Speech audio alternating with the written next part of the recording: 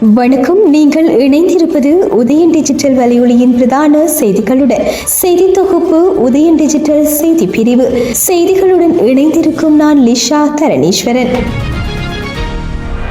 யாழ்ப்பாணத்தில் இடம்பெற்ற வாழ்வீட்டு சம்பவத்துடன் தொடர்புடைய குற்றச்சாட்டில் 3 இளைஞர்கள் வாள்கள் மற்றும் ஹெரோயின் போதைப் பொருளுடன் கைது செய்யப்பட்டுள்ளனர். கொக்குவில் பகுதியில் கடந்த 3ஆம் திகதி இளைஞன் ஒருவர் மீது மேற்கொள்ளப்பட்ட வாழ்வீட்டில் இளைஞனின் கைவிரல் துண்டாடப்பட்ட சம்பவம் தொடர்பில் விசாரணைகளை முன்னெடுத்து வந்த போலீசார் குறித்த 3 இளைஞர்களையும் நேற்றைய தினம் கைது செய்தனர். கைது செய்யப்பட்ட இளைஞர்களிடம் முன்னெடுக்கப்பட்ட விசாரணைகளின் அடிப்படையில் அவர்களிடம் இருந்து ஹெரோயின் போதைப் பொருள் 3 கஜேந்திரா வாள்கள் உள்ளிட்ட 7 வாள்கள் 2 அதிநவீன மோட்டார் சைக்கிள்கள் என்பனவற்றை கைப்பற்றியுள்ளனர். கைது செய்யப்பட்ட மூவரையும் யாழ்ப்பாண போலீஸ் நிலையத்தில் தடுத்து வைத்து மேலதிக விசாரணைகளை போலீசார் முன்னெடுத்து வருகின்றனர்.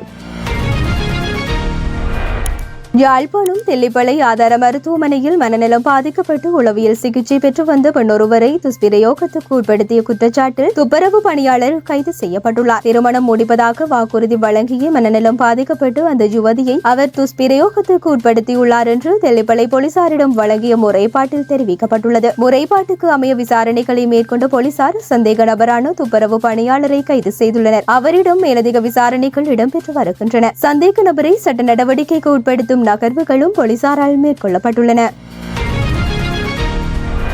அனுராதபுரம் மருத்துவமனையில் கடமையாற்றும் பெண் மருத்துவரை பாலியல் வன்புணர்வு செய்ததாக கூறப்படும் சந்தேக நபர் கைது செய்யப்பட்டுள்ளார். குறித்த சந்தேக நபர் இன்றைய தினம் காலை கல்நேவு பகுதியில் வைத்து கைது செய்யப்பட்டதாக போலீசார் தெரிவித்துள்ளனர். சந்தேக நபர் ராணுவத்தில் இருந்து தப்பியோடியவர் என நேற்று அடையாளம் காணப்பட்டதோடு அவரை தேடுவதற்காக 5 போலீஸ் குழுக்களால் சிறப்பு நடவடிக்கை மேற்கொள்ளப்பட்டது. இந்த சம்பவத்தின் அடிப்படையில் அனுராதபுரம் மருத்துவமனை மருத்துவர்கள் உட்பட அனைத்து சுகாதார ஊழியர்களின் பாதுகாப்பை உறுதி செய்ய கோரி தொடர்ச்சியான தொழிற்சங்க நடவடிக்கையை ஆரம்பித்துள்ளனர்.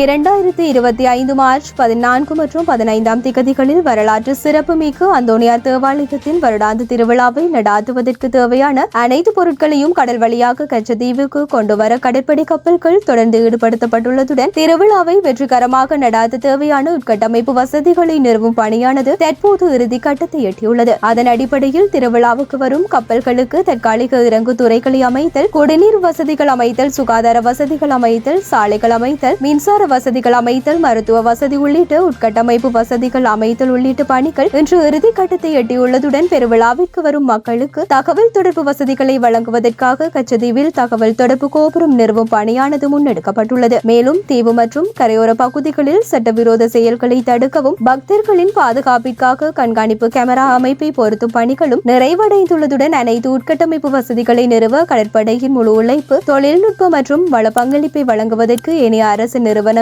ஒருங்கிணைந்து செயற்பட்டு வருகின்றனர். 2025ஆம் ஆண்டுக்கான அரசு மற்றும் அரசு அங்கீகாரம் பெற்ற தனியார் பாடசாலைகளுக்கான விடுமுறை தொடர்பில் கல்வி அமைச்சு அறிவிப்பை வெளியிட்டுள்ளது. இதன்படி முதலாம் தவணைக்காக பாடசாலை கல்வி நடவடிக்கைகள் எதிர்வரும் 14ஆம் திகதியுடன் நிறைவடையும் என கல்வி அமைச்சு வெளியிட்டுள்ள அறிக்கையொன்றில் குறிப்பிடப்பட்டுள்ளது. மேலும் முதலாம் தவணைக்கான 2ஆம் கட்டம் பாடசாலைகளின் கல்வி செயற்பாடுகளுக்காக ஏப்ரல் 1ஆம் திகதி செவ்வாய்க்கிழமை மீண்டும் திறக்கப்படும் என அந்த அறிக்கையில் குறிப்பிடப்பட்டுள்ளது. எதிர்வரும் உள்ளூராட்சி மன்ற தேர்தலுக்கான தபால் மூல வாக்களிப்பு விண்ணப்பங்களை ஏற்றுக்கொள்ளும் பணிகள் இன்றுடன் முடிவடைய உள்ளது. அதன்படி தபால் மூல வாக்குகளை அடையாளப்படுத்துவதற்கான விண்ணப்பங்களை ஏற்றுக்கொள்ளும் காலம் இன்று நள்ளிரவு 12 மணியுடன் நிறைவடைவதாக ஆணைக்குழு தெரிவித்துள்ளது. தபால் மூல வாக்களிப்புக்காக விண்ணப்பிக்க விரும்பும் அரசு அலுவலர்கள் மற்றும் பாதுகாப்பு பணியாளர்கள் தங்களது விண்ணப்பங்களை அந்தந்த தொகுதிக்கு உட்பட்ட மாவட்ட தேர்தல் நடத்தும் அதிகாரியிடம் சான்றளிக்கும் அலுவலர்கள் மூலம் சமர்ப்பிக்கலாம். இதேவேளை வேட்புமனு அறிவிப்பு வெளியிடப்பட்டுள்ள 336 உள்ளூராட்சி மன்றங்களுக்கான தேர்தலில் போட்டியிடும் அங்கீகரிக்கப்பட்ட அரசியல் கட்சிகளின் அங்கீகரிக்கப்பட்ட பிரதிநிதிகளின் நியமன கடிதங்களை மார்ச் 14ஆம் திகதி காலை 8:30 மணிக்கு முன்னதாக அந்தந்த உள்ளூராட்சி அமைப்புகளின் தேர்தல் அதிகாரியிடம் வழங்க வேண்டும் என்று தேர்தல் ஆணையம் தெரிவித்துள்ளது. நாளை பௌர்ணமி தினமான போதிலும் தேர்தல்கள் ஆணைக்குழுவின் பிரதான அலுவலகம் மற்றும் அனைத்து மாவட்ட தேர்தல் அலுவலகங்களும் திறந்து வைக்கப்பட்டுள்ளதாக ஆணைக்குழு இதன்போது தெரிவித்துள்ளது.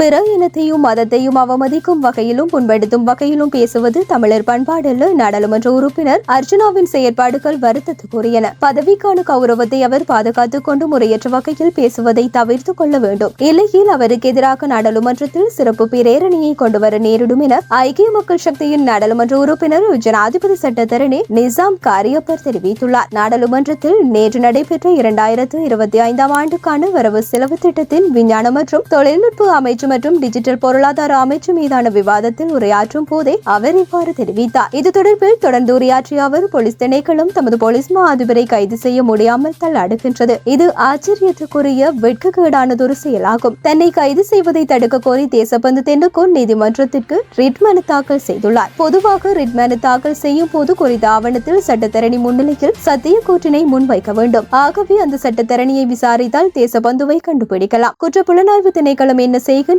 என்பதை அறியவில்லை. கடந்த அரசாங்கத்தின் காலத்தில் இஸ்லாமிய நூல்கள் மீது தடை விதிக்கப்பட்டிருந்தது. இவ்விடயம் தொடர்பில் கடந்த மாதம் 8ஆம் தேதி பொதுமக்கள் பாதுகாப்பு அமைச்சிடம் கேள்வி எழுப்பியிருந்தேன். உரிய தரப்பினருடன் கலந்துரையாடி ஒரு தீர்மானத்தை எடுப்பதாக குறிப்பிட்டிருந்தார். இதற்கு அமைவாக ஒரு சில இஸ்லாமிய நூல்கள் மீது விதிக்கப்பட்டிருந்த தடை திங்கட்கிழமை நீக்கப்பட்டுள்ளதாக அறிய முடிகின்றது. ஆகவே அரசாங்கத்துக்கு நன்றி தெரிவித்துக் கொள்கின்றேன். நாடாளுமன்ற உறுப்பினர் ராமநாதன் அர்ஜுனாவின் செயற்பாடுகள் தொடர்பில் குறிப்பிட வேண்டும். நாடாளுமன்ற சிறப்புரிமையில் இருந்து கொண்டு எதனையும் பேச முடியாது. பேசும் வார்த்தையில் இனிமை இருக்க வேண்டும். வாய்மை மற்றும் செல்வாண்மை இருத்தல் வேண்டும். வாய்மை தொடர்பில் திருவள்ளுவர் வாய்மை எனப்படுவது யாதெனில் யாதொன்றும் தீமையில்லாத சொல் என்று குறிப்பிட்டுள்ளார். பிறருக்கு சொல்லால் கூட தீங்கிழைக்க கூடாது என்று இந்த குறளுக்கு பொழிப்புரைக்கப்படுகின்றது. அதே போல வள்ளுவர் ஒழுக்கம் விழுப்பந்தரலான் ஒழுக்கம் உயிரிலும் ஓம்பப்படும் என்றும் குறிப்பிட்டுள்ளார். ஒழுக்கமே அனைத்துக்கும் மேன்மை தருவதால் அந்த ஒழுக்கம் உயிரிலும் மேலானதாக மதிக்கப்படும். நாடாளுமன்ற உறுப்பினர்களை கௌரவ நாடாளுமன்ற உறுப்பினர் என்று அழைப்பார்கள். ஆகவே அனைவரும் இந்த மரியாதைக்கு அமைவாக நடந்து கொள்ள வேண்டும். பிற இனத்தையும் மதத்தையும் அவமதிக்கும் வகையில் பேசுவது தமிழர் பண்பாடல்ல.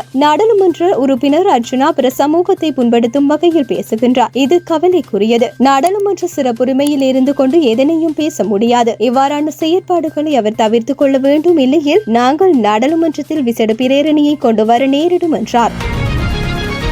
இத்துடன் உதயம் டிஜிட்டல் வலையொலியின் இரவு நேர பிரதான செய்திகள் நிறைவடைகின்றன. தொடர்ந்தும் நாளை காலை நேர பிரதான செய்திகளுடன் இணைந்திருங்கள். வணக்கம்.